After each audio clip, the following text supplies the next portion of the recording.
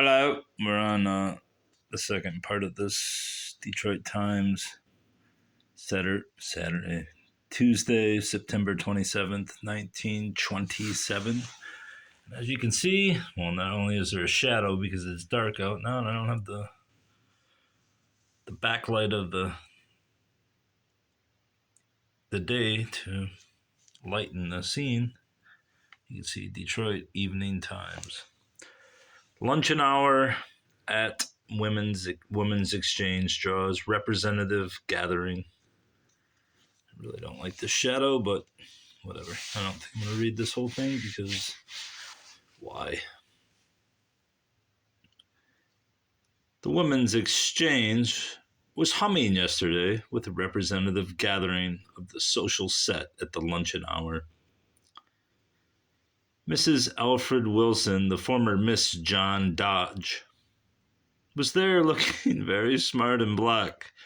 Mrs. John S. Newberry, just home from Europe, was seated at a table at which Mrs. Allen Sheldon joined her. All right, this is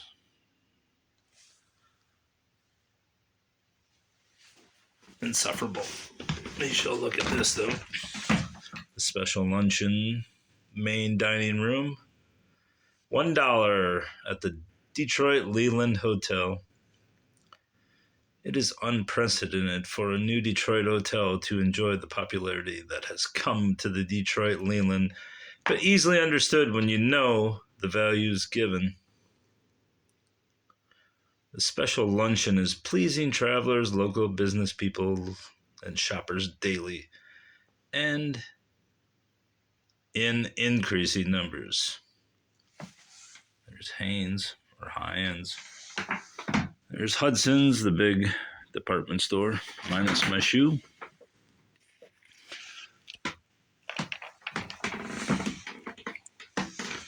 There's a 2-page spread for good housekeeping.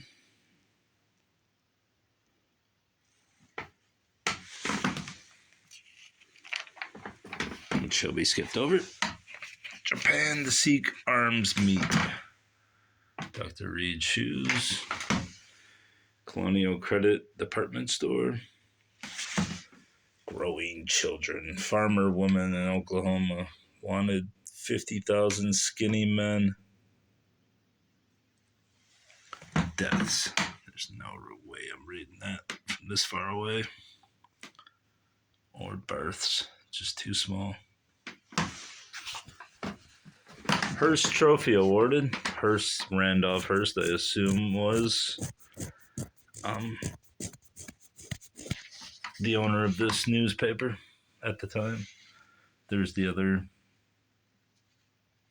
story of the cult witness. Grip's coat stolen from cult witness.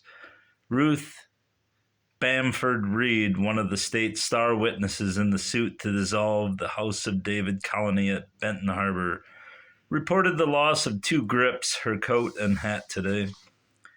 Miss Reed's car was parked on Cass Avenue in front of Webster Hall when the bags and clothes disappeared. She offers a reward and no questions asked if they are returned to the Seward Hotel. This guy looks like account. Wurlitzer specials. What's that? Wurlitzer store. Radio program.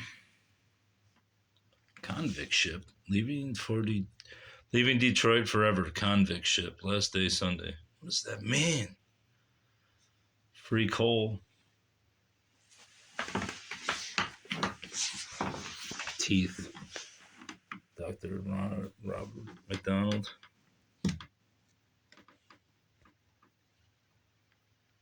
Don't mess with the phone. What's demand showdown? Lighter case decree will be appealed. It's in the Sunday Times. Why are we afraid of things? Why we are afraid of things? Science fiction makes some surprising discoveries about our fears and aversions and tells why we fear. The kitty. More Hudson's.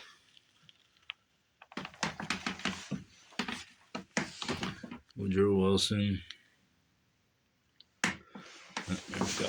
Found one. There's the DNC, the Detroit and Cleveland. The fair attracts large crowds. The Wayne County Fair in Northville opened today and was well attended. Despite threatening weather, it will continue through Saturday. The commercial and agricultural exhibits and the stock show attracted most attention. The feature of the afternoon program was to be running races for which 70 horses have been stabled. A horse show will be held Thursday, Friday, and Saturday. Saturday will be Detroit Day. Exciting soldiers' homework. This is hard to read from so far away. Soldiers' home work resumed. Reconstruction work of the Michigan Soldiers' Home at Grand Rapids is being resumed today. All state building work was stopped a month ago on information from O.B. Fuller, Auditor General, that the general fund was empty and owed more than $22 million to other funds. Fuller today reported that corporations' tax payments have met the deficit and left the balance of almost $3 million. Kind of shortchanged that one, but there we go. The money now on hand, with approximately $1 million to be received, must pay the state's expenses until taxes are received about January 15th. The state payroll was $1,444,000 in August. Fuller estimates that at least $1 million a month of this must come from the general fund. Newcomb Endicott's basement store going out of... There, I'm fixing the camera. I don't care if it's not messing anything up. Oh, shit, it's back. Centerville, Michigan. $1,643 express theft charge to veteran. After 40 years of faithful service and 5 years before he was to be retired on a pension, Andrew Gregg, 60, faces a charge of embezzling $1,643.59 from the American Railway Express Company. It was his second defalcation of officials of the company charged. Shortage was discovered last January, they said, but owing to his length of service, he was permitted to return the money and remain in his position. Failure of a son to return money which Gregg is alleged to have taken caused his arrest. This time, officials of the company said, he is held in the county jail in default of $3,000 bond. Kinsey bribed, witness says, Monroe, Michigan. The trial of Sheriff Joseph Kinsey,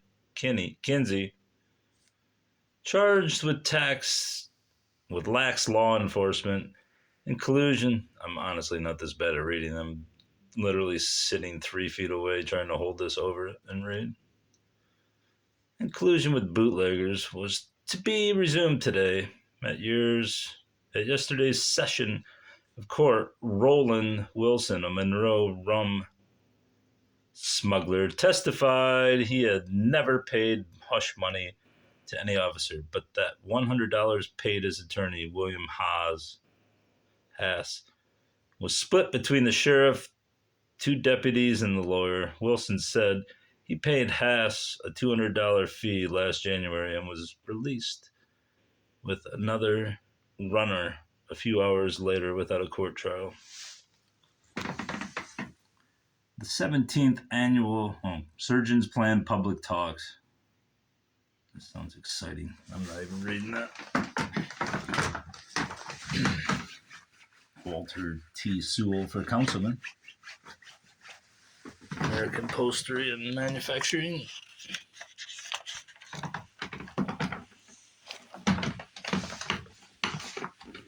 Finsterwalds. I have a coin from that store somewhere. me roll towards this. Cassidy. No, don't go sideways, bastard. Bothers me. Dr. William J. Cassidy, mayoralty. Why didn't they just call him mayoral candidate?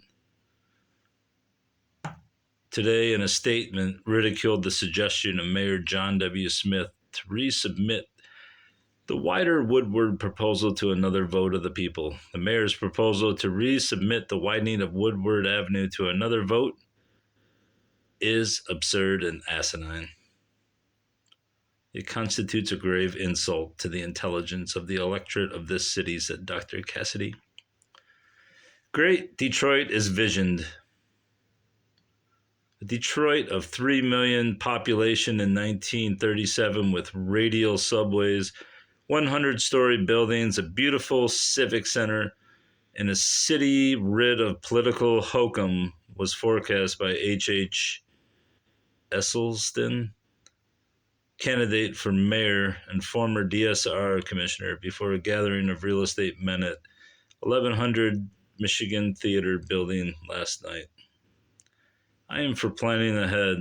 This community will grow like wildfire during the coming 10 years, and I insist that we must plan now for what is to come.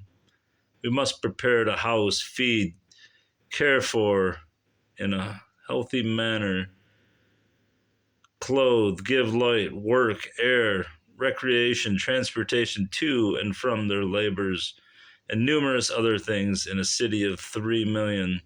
This means that now we must prepare a constructive program for the next 10 years. Accuses mayor of tax tricks.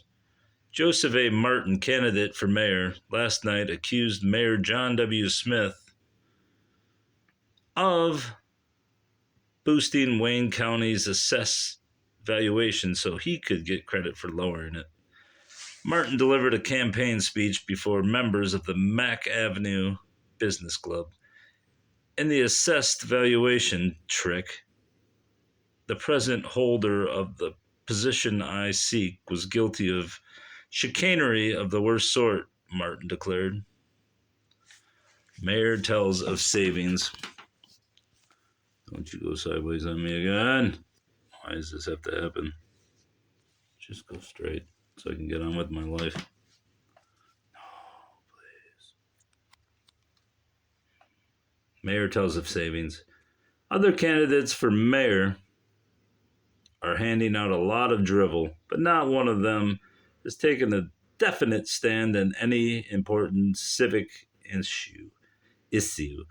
Mayor John W. Smith asserted yesterday in 6 addresses.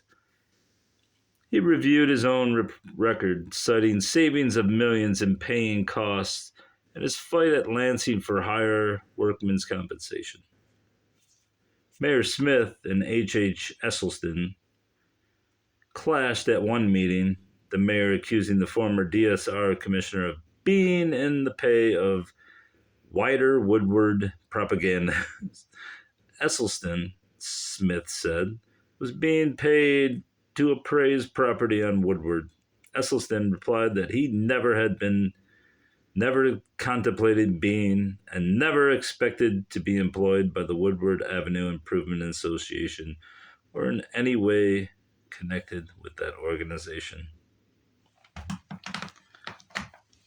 What's this? Beatles? Basement store? Real estate courses. There was one more story I saw that I missed earlier. Where was it? I think it was the 3rd page. Oh no, what the hell just fell off there? Oh, see, that's the problem with keep opening that, you break the spine, but it's done anyway, so just do it. Wonder why they call this edition the peach. Crash Drew's money. I don't think we got to that one.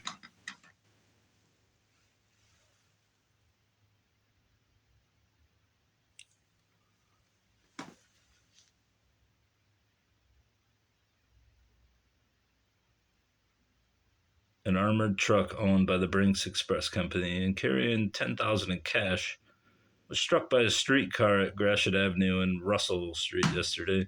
The driver and guard on the truck were slightly injured and considerable money strewn over the street. Police in the headquarters flyer were called to guard the money. Miradary Winkleman, I did read this. All right, I guess that's it. There was another story, but I don't see it now.